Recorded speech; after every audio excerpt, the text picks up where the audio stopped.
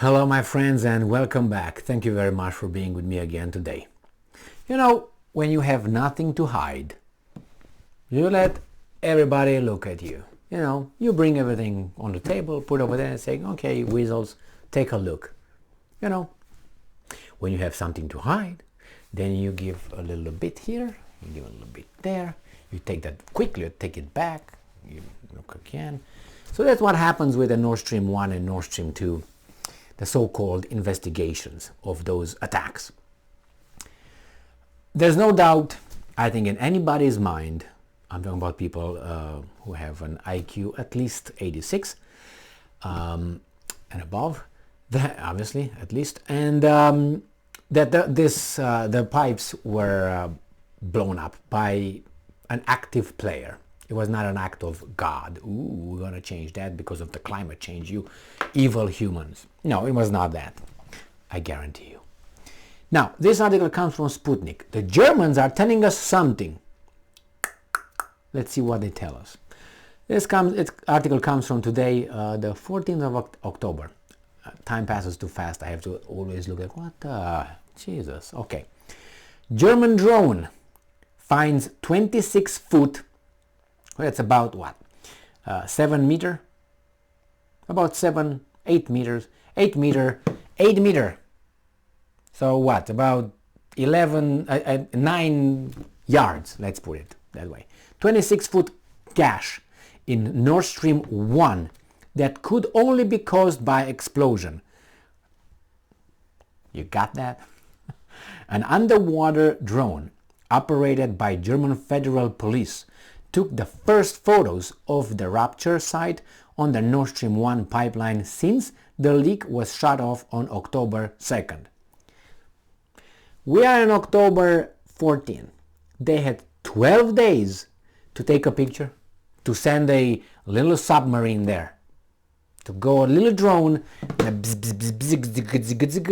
take a picture, and take the picture and then, look at the pictures on a big monitor and say, oh, that looks like a bomb. Not kosher, remember?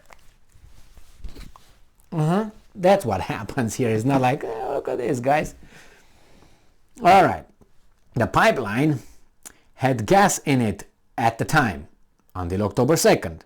No. Was shut off on October, so we're still coming. The pipeline has gas in it at the time, despite a halt in deliveries since early last month when Brussels imposed price cap on the purchase of Russian gas. According to German public broadcaster ARD, on Friday, an underwater drone recorded a 26-foot gash in the pipeline that could only have been caused by an explosive charge. And I'm quoting, the inspection of the site, the first since the massive gas leak was shut down on October 2nd, showed that both Nord Stream 1 pipes and one of the Nord Stream 2 pipes were struck in several places, leaving just the second Nord Stream 2 pipeline operational in case. A loss of pressure in the pipes was recorded on September 2nd. September 2nd? We're October. What the talking about? On the roiling surface of the sea in Danish and Swedish waters revealed a massive hemorrhage of gas from the pipeline. By the time it was plugged on October 2nd, the leaks had released an estimated 500,000 tons of methane gas and filled hundreds of kilometers of pipe with seawater. Oh yeah, the gas. Gazprom estimates repairs will take at least 1 year. Moscow has called the incident an act of terrorism, while Berlin has called it sabotage. Well, what's the difference?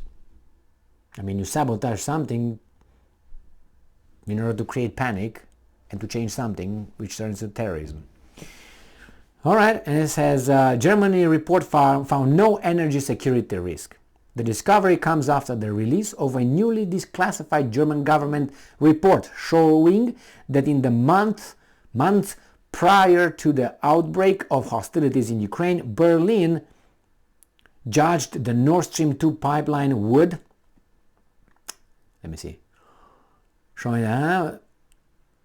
pose no risk to European energy security, as Moscow has always been a reliable contract partner. Until you place sanctions on them and they say, wait a minute, you kick me in the balls and you just want me to roll down on the carpet or something? Okay, give me some time to recover a little bit, and after that I'm gonna give you up. And yeah, a lot of problems with the turbines, with the maintenance and all that. You're aware of that, right? Berlin judged the Nord Stream 2 pipelines would pose no risk. Okay, first obtained by Der Spiegel. Earlier this week, the report was given to then Chancellor Angela Merkel, Meghan Markle, government by the German Federal Ministry for Economic Affairs and Climate Change on October 26, 2021. Merkel's government had about 6 weeks left before it was replaced by Olaf Scholz's SPD-led coalition. At the time, he was Merkel's finance minister and vice chancellor. Good for you. Good for you. What are you going to do? What are you going to do about it? I'm telling you,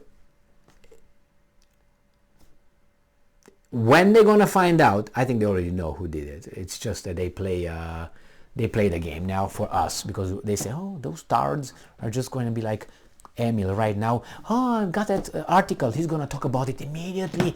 Yes, we already know who that was. We can't say it because it's considered this and that, but let's go. The main guy, I think, is about 98% chances to be the main perpetrator here. The second in command, I would say about 30%. It doesn't mean that the 30 cannot become the main guy.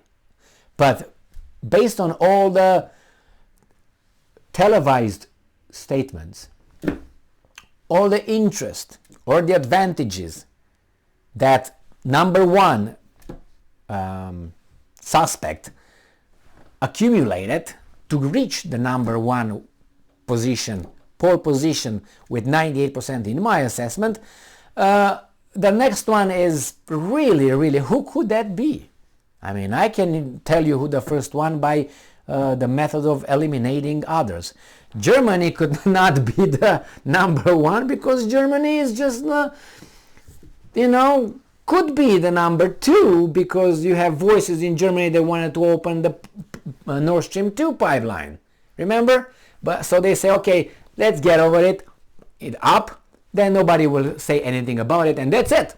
Nobody say, oh, well, how about open the Nord Stream 2?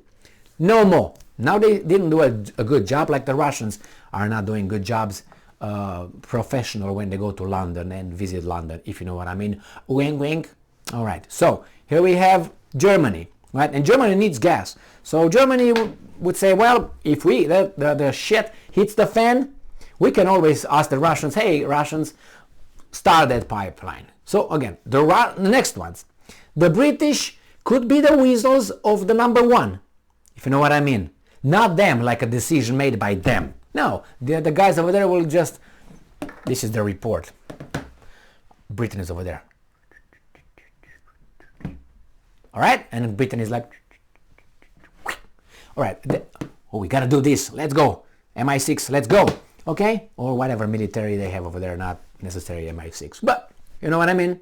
This is Great Britain, and that's not their own decision. Now we go to Russia. This was one of Russia's main bargaining chips that they had. Here's the gas, here's no gas. Here's gas, no gas, you know what I mean? And they had that. That was their ace, one of the aces. They could blackmail whenever. We're going to give you, but if you're an asshole, we're going to take it back. You know? So Russia, okay, let's say Russia wanted to create this problem between the allies. You know? And they said, we're going to just blow it. But we blow it, you know what? In their waters over there. So they can investigate it and find out that it was us. Why didn't they do it, if they want to do it somewhere, pick a spot where it's, they calculate like 10 steps ahead, like chess. Hey, I'm not going to do it in Danish, Swedish economic waters, so they exclude us. Or maybe we won that, so when they exclude us, we say, see, we were not involved, we couldn't temper the evidence over there whatsoever. It's your investigation. That's very possible. I mean, it is possible, not very possible. It is possible. We can consider that too.